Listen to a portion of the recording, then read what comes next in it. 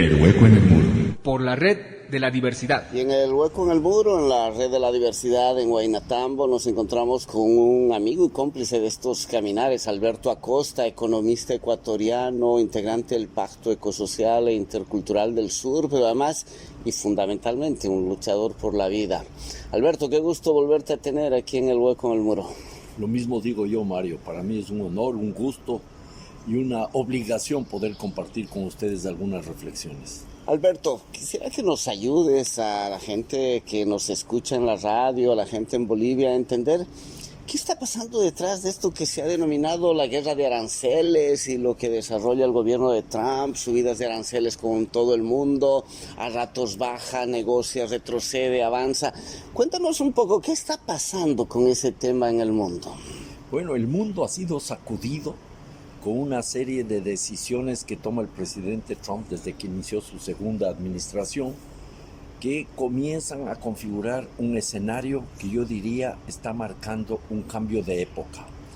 No es que estamos saliendo del capitalismo, seguimos en el capitalismo, pero estamos viendo cómo, particularmente los Estados Unidos, están empeñados en reacomodarse como potencia global. Los Estados Unidos tienen mucha fuerza, tienen mucha presencia, sobre todo militar, pero económicamente en los últimos años han comenzado a perder fuerza y han comenzado a perder ese vigor que les caracterizó terminada la Segunda Guerra Mundial, cuando, recordemos, los Estados Unidos no solo que eran la potencia militar más importante con alcance global ya en esa época, sino que además tenían la economía más vigorosa, construida luego de la gran recesión con las políticas keynesianas y también con todo lo que significó en términos del potencial armamentístico que se desarrolló en esos años. Incluso plantearon el dólar como moneda global y lo aceptamos, la humanidad lo aceptó. De buena o de mala manera, pero el dólar fue y sigue siendo una moneda muy cotizada en la economía mundial. Pero eso fue perdiendo fuerza en los Estados Unidos, eso fue perdiendo fuerza por varias razones. Una de las primeras razones que podríamos decir explica esta decisión del presidente Trump es lo que se conoce como los déficit gemelos. Los Estados Unidos tienen un déficit fiscal enorme, gigantesco, ¿ya? Un déficit fiscal que casi se acerca a 2 millones de millones de dólares. 2 millones de millones de dólares. Esos son 2 billones, un poquito menos de 2 billones, ¿ya? Y tienen un déficit en su cuenta corriente, que es lo que es la parte física, exportaciones menos importaciones y entrada de divisas y salida de divisas, un déficit en cuenta corriente que supera el 1 billón de dólares. Es 1.1 millones de dólares, cantidades enormes. Y hay alguna gente dirá, pero ¿por qué no entran en el Fondo Monetario Internacional a poner la casa en orden, como sucede en nuestros países, en Bolivia, en Ecuador, en Brasil, en Argentina? Si un país de los nuestros tiene una situación económica de tal gravedad, automáticamente nos caen los organismos multilaterales de crédito, ¿ya? Y aceptamos políticas recesivas. En el caso de Estados Unidos, no. Y uno se dirá, ¿por qué? Porque tienen, entre otras cosas, además de la fortaleza militar, el monopolio de imprimir dólares. Tienen la maquinita para imprimir dólares. Y han impreso dólares que superan largamente lo que podrían ser las emisiones orgánicas, como decimos vulgarmente en nuestros países. Ya comienzan a aparecer las emisiones inorgánicas. ¿Y cómo se sostiene? Porque yo sostengo esto, yo mantengo esta posición, que no solo que hay mucha confianza, hay fe en el dólar. Hay más fe en el dólar, Mario, que en la Santísima Trinidad, ¿ya? Puro fe, ¿ya? La gente quiere dólares, guarda dólares, atesora dólares, ¿ya? Pero esto comenzó ya a generar estos enormes, esta situación se fue saliendo de la mano, ¿ya? Se les fue saliendo del control. Y entonces los Estados Unidos tuvieron que comenzar a buscar mecanismos para dar una respuesta. Y el presidente Trump plantea una salida que rompe con muchos esquemas. Nos vendieron el cuento en América Latina, en todos nuestros países, que deberíamos optar por el libre comercio, ¿ya? Sea a través de los tratados de libre comercio, los TLC o otro tipo de acuerdos. El libre comercio, hay que abrir las fronteras, ¿ya? ¿Qué está haciendo el presidente Trump? Cerrando las fronteras. Está recurriendo nuevamente a esquemas proteccionistas, pero aquí habría que decir una cosa. Esto no es nuevo, no es que por primera vez se introducen aranceles. Los aranceles siempre estuvieron ahí, ¿ya? Ahora estamos en una guerra abierta de aranceles, pero hubo una guerra encubierta de aranceles permanentemente desde hace mucho tiempo atrás. Los Estados Unidos, Europa siempre han tenido aranceles, ¿ya? Pensemos, por ejemplo, en todos los aranceles que gravan a nuestros productos terminados.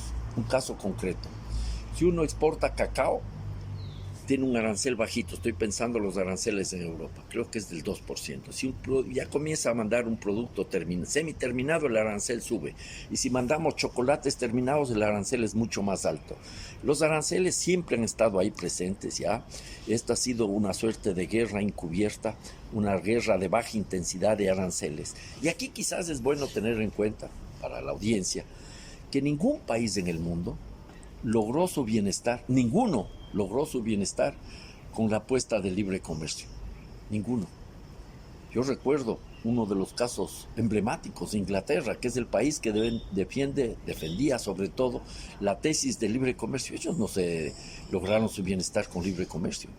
Cerraron las fronteras de todas sus colonias. Por ejemplo, en la India no podían fabricar siquiera textiles propios, porque los textiles venían de Inglaterra. Y así se desarrolló la industria textil de Inglaterra, que fue la base del proceso de industrialización de ese país.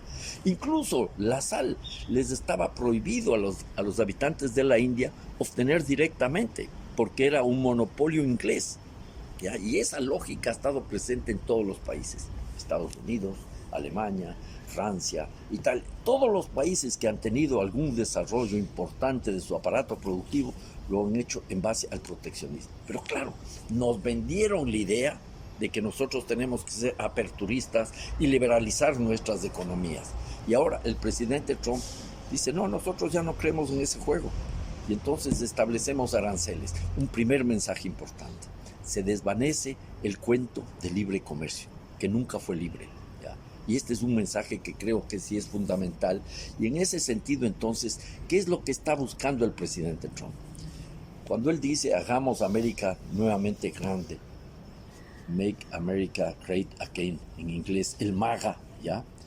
¿Qué es lo que está haciendo? Tratando de proteger la industria norteamericana y simultáneamente tratando de atraer nuevamente a los inversionistas norteamericanos y otros inversionistas a que produzcan dentro de los Estados Unidos. En los últimos años, en las últimas décadas, se ha dado un proceso de desindustrialización en los Estados Unidos. Al iniciar los años 80, el 25% de la población económicamente activa de los Estados Unidos estaba en la industria. En la actualidad, un 10% o quizás menos, ¿ya? Entonces, eso es lo que les está debilitando cada vez más, perdiendo su poderío económico. Han perdido en competitividad, han perdido en productividad. En algunos rubros mantienen todavía un liderazgo, pero en inteligencia artificial, por ejemplo, ya no. Los chinos lo están igualando o superando. Entonces, están desesperados por asegurarse su economía, mantenerle fuerte a su economía y recuperar inversiones. Porque no nos olvidemos, a cuenta de la globalización, se dio paso a lo que se llama la deslocalización. Mucha producción que se hacía en los Estados Unidos comenzó a hacerse en otras partes del mundo. Pensemos en un caso que quizás es más conocido para muchos de nosotros. Gran parte de la industria automotriz que suministra de vehículos a los Estados Unidos está en México, con plantas de altísima tecnología, pero mano de obra tremendamente barata. Un trabajador mexicano debe ganar 6 veces menos que un trabajador en los Estados Unidos. Entonces, los inversionistas, los capitalistas norteamericanos aprovecharon estas circunstancias y colocaron sus plantas en otros lados y acumularon muchísima riqueza, pero no la revirtieron hacia los Estados Unidos. Y por eso también hay una enorme frustración en gran parte de la población de los Estados Unidos, que es la que alienta a este tipo de gobernantes como Trump, porque eso hay que tener presentes. No es que Trump cae con un paracaídas y de golpe aparece el señor, sino que él tenía ya un plan. Hay gente que estuvo pensando estas cosas atrás, y entonces en ese escenario, ¿no es cierto?, ¿qué es lo que están buscando presidente Trump? Él quiere bajar impuestos a las grandes corporaciones, a las grandes empresas, pero no tiene dinero, porque hablamos, el déficit fiscal, los egresos del Estado norteamericano superan largamente a los ingresos del Estado norteamericano. Con los aranceles, que es un impuesto a las importaciones, un arancel es un impuesto a las importaciones, quieren obtener una gran cantidad de recursos para disminuir el déficit fiscal y poder reducir los impuestos a esas corporaciones. Entonces se va cerrando el círculo, nosotros vamos viendo, y en definitiva los aranceles sirven también como una herramienta imperial. ¿Qué es lo que han hecho nuestros gobiernos? Casi todos se ponen los aranceles y la primera reacción es ver cómo logran mantener su sumisión frente a los Estados Unidos, que está aprovechando de las circunstancias. Pero aquí un dato interesante. A los pocos días, casi horas de lo que plantea el Día de la Liberación, no sé si siguieron el Día de la Liberación en el patio de jardines de la Casa Blanca, presentó una lista y fue indicando con una fórmula loca, insostenible, lógicamente hablando, cómo iban a hacer los aranceles. Pero al par de días de eso, tuvo que dar marcha atrás. ¿Por qué? Ahí es un asunto muy interesante. Ya ahí aparece no solo el tema de la guerra de los aranceles, sino la guerra de las divisas, la guerra cambiaria, ¿ya? Porque cuando se incrementan los aranceles, que va a provocar una disminución de la actividad económica en los Estados Unidos, al menos al principio, ¿ya? Porque todo va a subir de precio en los Estados Unidos. Va a disminuir la capacidad adquisitiva de la población norteamericana y eso va a generar una recesión, al menos al principio en los Estados Unidos. Puede abrirse una suerte de depresión generalizada si todos los países comienzan a subir sus aranceles, como está haciendo China. Pero ¿qué es lo que sucedió? Que la gente que había atesorado bonos del Tesoro de los Estados Unidos, había comprado bonos del Tesoro de los Estados Unidos, comienza a vender los bonos del Tesoro de los Estados Unidos. La gente que libera sus recursos de la bolsa porque está perdiendo, normalmente compraba bonos del Tesoro, ahora ya no. Y esta es la pregunta, ¿por qué no compran? Seguramente China, que es uno de los mayores acreedores de los Estados Unidos, o el mismo Japón, que es el mayor acreedor de los Estados Unidos entre los países, está vendiendo esos bonos del Tesoro. Ya no le interesan, no confían en los Estados Unidos. Luego también muchos inversionistas que tenían bonos del Tesoro tienen que pagar sus inversiones, ya no confían en eso y están vendiendo esos bonos del Tesoro. ¿Y qué está provocando eso? Un debilitamiento del dólar. Se comienza a perder confianza en el dólar. Yo no digo que se va a perder la fe, porque la fe es mucho más difícil de perder. Hay gente que tiene fe de carbonero y entonces se mete en la mina de carbón y porque sabe que está negro y eso es carbón y sigue cavando. Pero no, acá este es el momento en que nos encontramos en un escenario en el que, Mario, me preocupa mucho la enorme desintegración de América Latina. Porque decía hace unos instantes, ¿qué es lo que hacen los gobernantes de nuestros países? Tratar de ver cómo asumen este reto de los Estados Unidos, porque es reducir los aranceles a nuestras economías que dependen tanto del mercado norteamericano, mejor dicho, subir los aranceles en nuestra economía que depende tanto del mercado norteamericano, nos va a afectar y mucho. En el caso de Ecuador, por ejemplo, cuando yo esperaba alguna respuesta más inteligente, las élites económicas, ¿qué es lo que plantean? Aprovechar los aranceles que plantean los Estados Unidos, porque, por ejemplo, al banano en la India le subió más el arancel. Entonces, tenemos que disputar ese pedazo de mercado que no van a poder cubrir los de la India, nosotros con nuestro banano. Cuando la lógica es otra. Lo primero que tendríamos que hacer es volver a mirar casa adentro nuestros mercados, nuestras capacidades productivas para resolver nuestras necesidades. Y eso siempre en clave de una integración regional autónoma. ¿Cómo nos integramos para tener soluciones propias a nuestros problemas? Yo pienso este rato, por ejemplo, en Bolivia, la necesidad de una integración energética. A Bolivia se quedó sin los recursos energéticos, las exportaciones de hidrocarburos cayeron vertiginosamente y tiene graves problemas. Y hay otros países que siguen exportando hidrocarburos, ¿a dónde? A los países del norte global, cuando lo primero que deberíamos hacer es asegurarnos una soberanía energética regional e ir garantizando otro tipo de opciones. Pero claro, eso parece que no está en la cabeza de nuestras élites. Nuestras élites lo único que buscan es seguir siendo parte de este sistema mundial que nos ha obligado a ser economía exportadora de materias primas. Y vemos algunas cosas que comienzan a ser muy, muy preocupantes. El dólar pierde fuerza, ¿ya? Estamos en una etapa recesiva en la economía mundial y vienen las presiones extractivistas, sobre todo del oro. Y el oro comienza a ganar peso en la economía mundial. ¿Y qué significa eso? Que nuestros países vamos a seguir destrozando la naturaleza y afectando gravemente a las comunidades para sacar oro. Y la extracción de oro es seguramente uno de los extractivismos más perversos de todos, ¿ya? Se saca oro del subsuelo, de los ríos, de las montañas. Bolivia conoce mucho de eso, esto es una realidad indiscutible, con una importante destrucción ambiental, enorme destrucción ambiental. Se afecta a la Pachamama, se afecta a las comunidades. La institucionalidad de nuestros países también sufre mucho porque gran parte de ese oro es irregular, ilegal, al margen de la ley, en abierta complicidad con los gobiernos, casi siempre, ¿ya? Entonces, y ese oro que sale del subsuelo, ¿a dónde va? En gran medida al subsuelo de los bancos, ¿ya?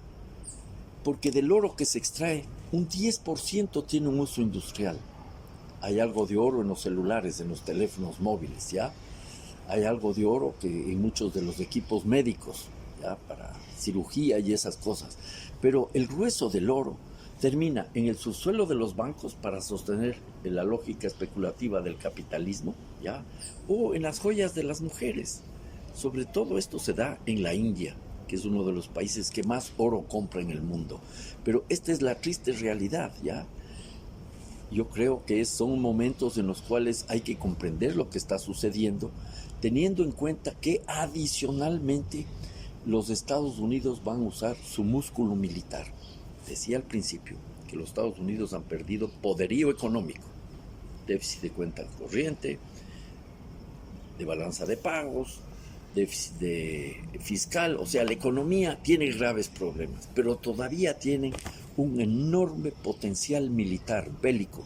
Los Estados Unidos tienen cerca de 1000 bases de distinto tipo alrededor de todo el planeta, y yo comienzo a ver que esas Fuerzas Armadas norteamericanas podrían ser utilizadas como una suerte de mercenarios.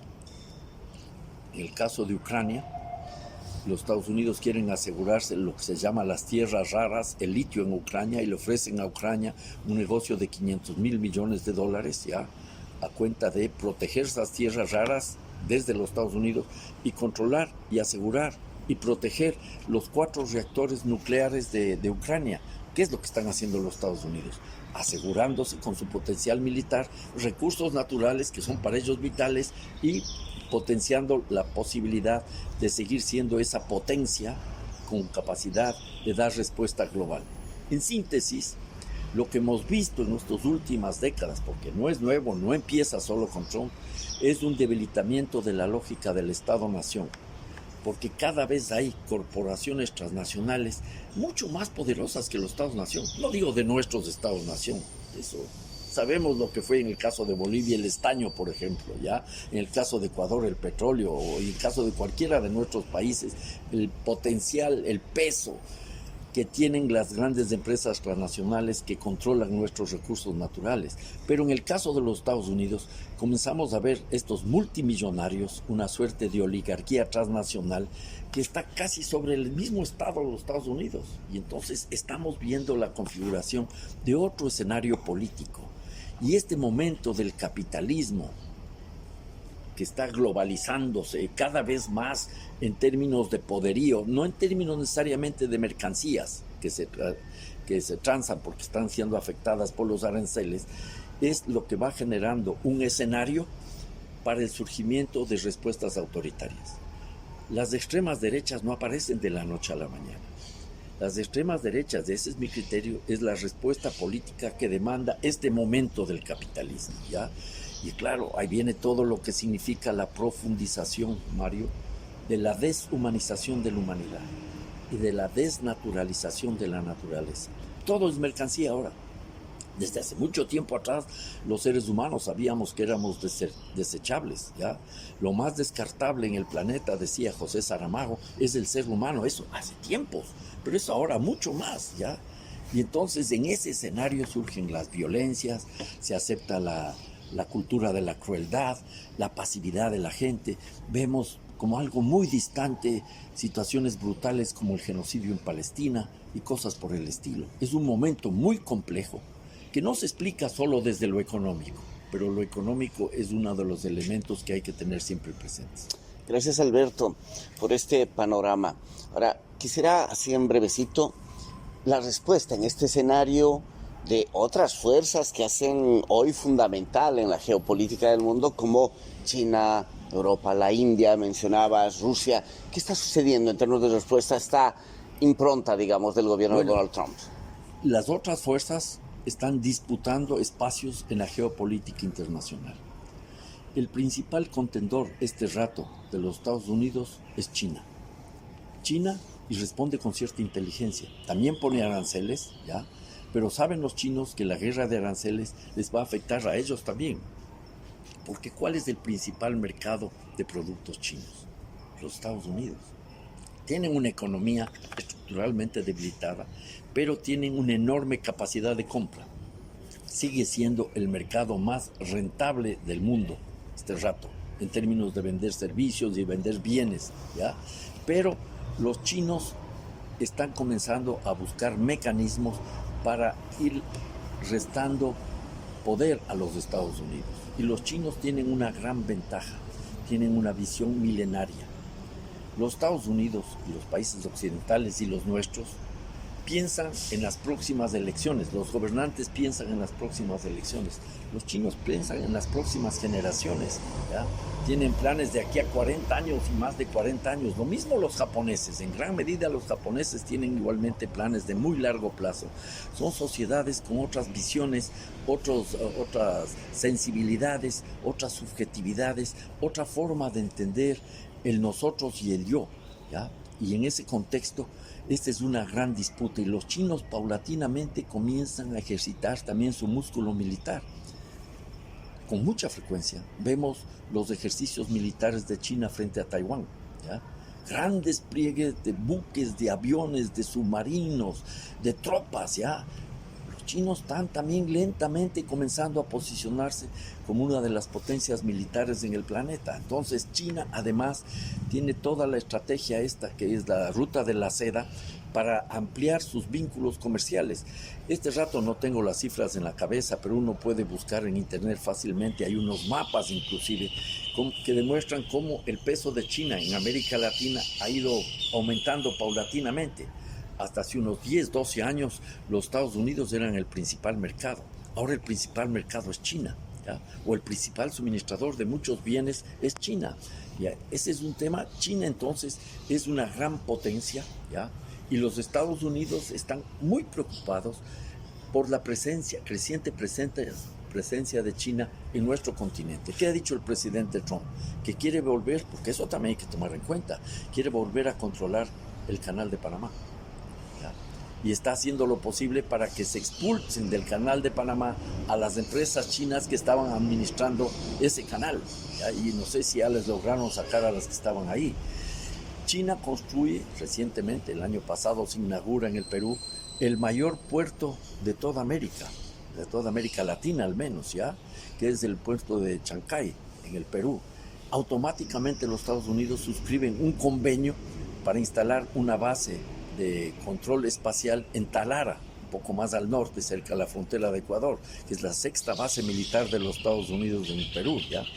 En México, en Colombia tienen creo que 7, ¿ya? Y esa es la realidad, y en Ecuador también quieren instalarse los Estados Unidos. Entonces, nosotros somos una suerte de peones en el ajedrez de la geopolítica mundial. Un rey sería los Estados Unidos, el otro rey o la reina sería China. Pero también juega ahí Rusia. Rusia también está disputando territorios y está demostrando que quieren volver a construir el imperio ruso. La Unión Soviética se debilita, se fractura, se divide y pierde fuerza. Pero Putin está en el plan de volver a construir una Rusia muy vigorosa. Y hay un dato que a mí me ha llamado la atención. A los rusos les impusieron desde el año 2022, luego de la invasión a Ucrania, una serie de medidas económicas, le fueron cercando económicamente y no le han logrado debilitar a Rusia, que es casi un continente, es el país más grande geográficamente del planeta, ya en la superficie más grande del planeta, con muchas potencialidades, muchos recursos, y quizás ese proteccionismo obligado desde afuera, ya, va a permitir que se recupere la economía rusa de una manera muy vigorosa, ¿ya? Pero por lo pronto el gran enemigo de los Estados Unidos es China, ¿ya? Y luego tienes la Unión Europea, que perdió rumbo hace mucho tiempo atrás, mucho tiempo atrás.